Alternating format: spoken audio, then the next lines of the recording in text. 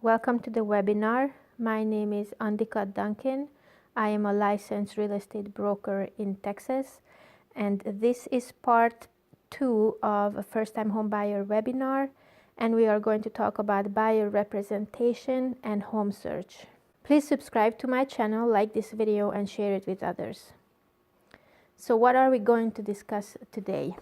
How to choose a real estate agent, why shouldn't you call agents from yard signs, why you should sign a buyer representation agreement, what are fiduciary duties, how to narrow down your home search, and what to expect at showings. In this series, part 1 is the mortgage application and approval process. Part 2 is buyer representation and home search, which is this part. The next part 3, will be making an offer and the escrow process. And the fourth part is the responsibilities of a new homeowner. Why shouldn't you call agents from yard signs? The listing agent on the yard sign is representing the sellers. If you disclose any information about your finances or motivation, this agent is obligated to tell the sellers everything he learned about you and use that information in negotiating the best terms for the sellers. The seller's interest is to sell at the highest price possible and not pay for any closing costs. Clearly, those are not the best terms for you, the buyer. For best results and no buyer's remorse, always hire a buyer's agent who will help you negotiate the best price and terms for you. So how to choose the right real estate agent for you? Seek referrals from other homeowners. Despite the technology that seems to take over much of the searching for a home, the right real estate agent is still a human-to-human choice. Referral is best. There's no bigger compliment to an agent than a referral from a past client. Ask homeowners who they would recommend. If you know the area you want to purchase in or sell your home in, there will be an expert in that area. Find an agent you can trust. As the client, you begin the dialogue, but pay close attention to the agent or broker and how he or she listens and asks you questions. Most successful agents have access to the technology it takes to make your property seen or to find options for purchase, but it takes a human being to understand and work to achieve your specific goals. Take time to find a human you respect and trust. Ask about customer support. Be sure you do your research first.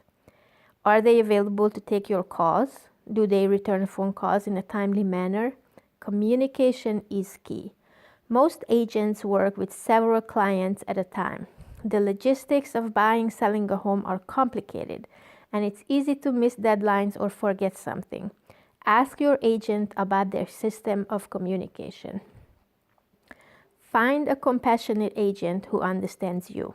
Let's face it, buying a house is a stressful task, especially if you are facing a divorce, having a baby, mourning the death of a spouse, etc. You need an agent who is patient with you and your circumstances. Interview an agent or broker and see if there's a chemistry and if you feel that you are heard and not only spoken to. Find someone who has your best interest at heart. Ask yourself, does my real estate agent have my best interest at heart?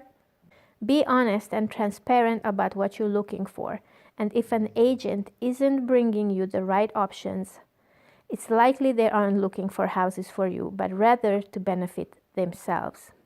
Ask questions up front, and don't be afraid to move on to someone else if the relationship doesn't feel right. Experience and education. When it comes to negotiations, experience and education counts. Every transaction is different, and agents need to solve problems for the individual and not just give you a cookie-cutter solution. Experienced agents also educate themselves. There are many specialized designations for real estate agents. Ask your agent or broker for their designations.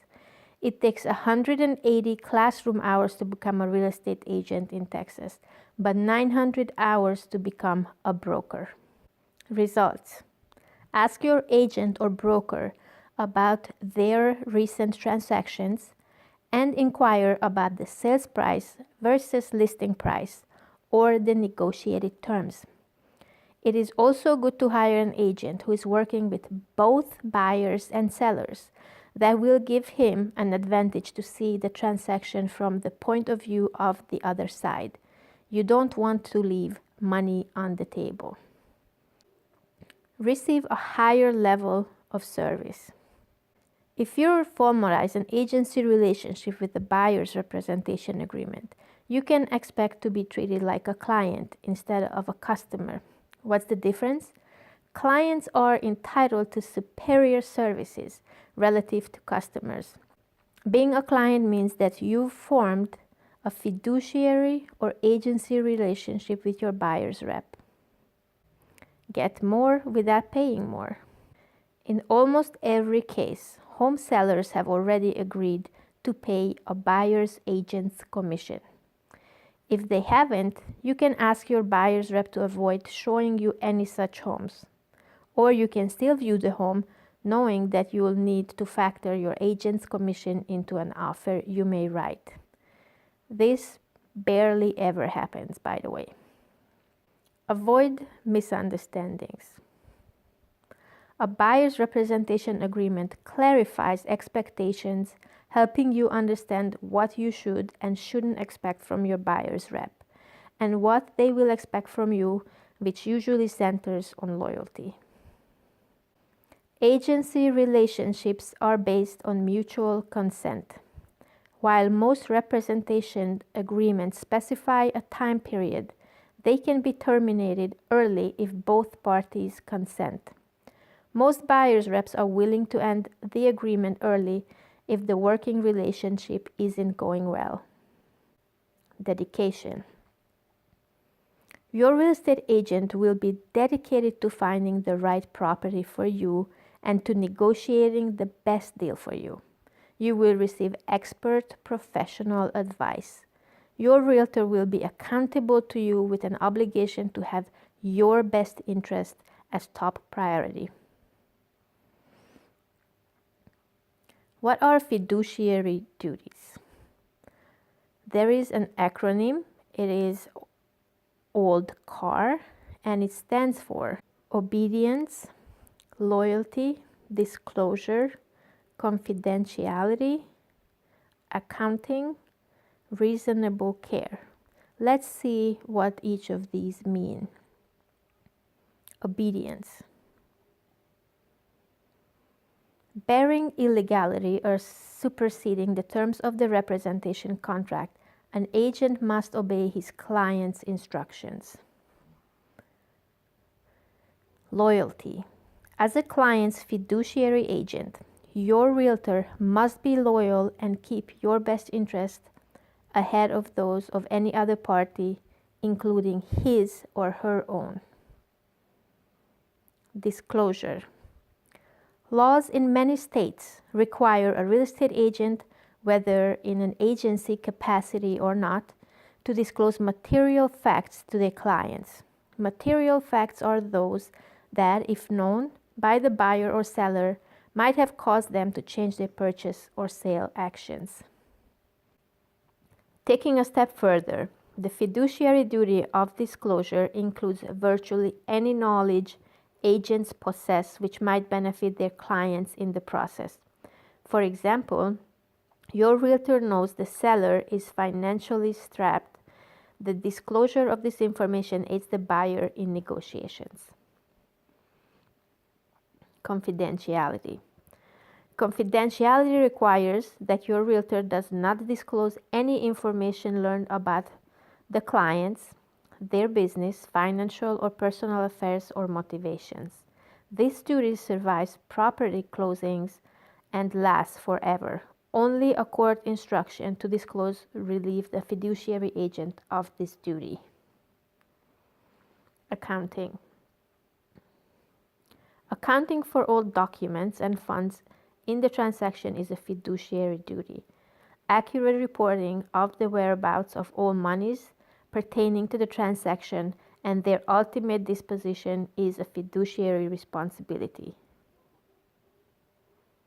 Reasonable care. Licensed real estate professionals are expected to have a certain level of knowledge and be able to advise and guide clients through the real estate sale process without harm. Whether representing buyers or sellers, real estate agents are expected to advise knowledgeably on prices, inspections, negotiations, repairs, and many other aspects of a transaction. If questions arise regarding things they are not expected to know, they are expected to advise clients on how and where to obtain the information they seek. Buyer's orientation. Once you have made a decision about whom to work with, you will be asked to meet your agent for a buyer's orientation. This is an informal meeting where your agent will ask you detailed questions about your home search needs and explain the home buying process. She will also explain the buyer representation agreement and you will both sign it. How to narrow down your search. How to find the perfect home. Make a list of wants and needs. Have realistic expectations about what your money can buy. As you put together the picture of your dream home, you may discover that there are features you don't want to sacrifice and for which you're willing to pay more. Maybe it's living within a 30-mile drive from work, an open kitchen or family room, or even something less common, like wheelchair access for a family member. Sometimes the wants are easy to distinguish from needs because you'll find yourself saying, a pool might be nice, but another way to look at it is wants are things that you can add or change on your own. Advanced home buyer tip. Don't automatically dislike a property because of poor photography. Learn to see beyond the clutter, ugly decorations, or unusual wall colors. Many buyers will pass on these homes when they can be a true gem.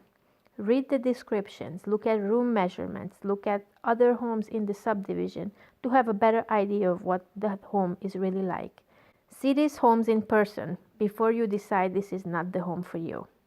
As a professional real estate photographer, I used this skill to buy my home and I got a great deal. Here's an example. This is a home that I sold and this is a before picture. And I staged it and I took professional photo of the living room and this is the after. It's the same room. Who would have known, huh? What to expect at showings. Be on time or cancel in a timely fashion. Home sellers still live in their homes in many cases. They have to leave the home for the showings. They will also remove pets or find babysitters to accommodate the showings. Be courteous and be there on time. Your realtor will also be there, so there are quite a few people who need to make arrangements for you. Things may always come up and everybody understands that. Just try to make an effort to notify your agent as soon as you know that you can't make it to the showing on time. Speed dating. This is my favorite tip for home buyers. Looking at homes in person will be exciting at first, and depending on your needs, it may get quite tiring after a while. Look at the essentials first. If you don't like the layout of the kitchen or the floor plan, move on to the next home. Those are things that you need and they are difficult to change. Take notes and pictures. Have a journal or notebook with you and write down the remarkable or not so remarkable things about a home. This will help you remembering the homes you have seen. Needs and wants may change. As you keep looking at more homes, you may discover features that you really like or find out that you actually prefer a game room upstairs instead of letting your baby play in the living room. Discuss these new requirements with your agent so they can adjust the home search criteria and send you different types of homes. Keep a close eye on your children. Finding a new home is exciting for the kids as well. Please remember that you are in someone else's home, so please talk to the children about how to behave and not to touch anything. There has been major damage done by children in the past. They can also get injured, so keep them close to you as you tour the home. Surveillance cameras. Having home security or hidden cameras is not unusual anymore. You may ask questions about the home, but share your remarks with your agent once you have left the home. Your motivation and excitement can give away clues to the sellers and may not help you negotiate the best terms if they know that you must have this home. Poker face is the name of the game. The wow effect. You will know when you enter the home of your dreams because it will have a huge effect on you. If you are not sure about a home, it may not be the home for you. But if you are, be ready to make a fast decision. Depending on the market, it may not be available the next day. Well, this is it about home buyer's agreement and home search. Happy house hunting, and I see you at part 3, which will be about making an offer and the escrow process.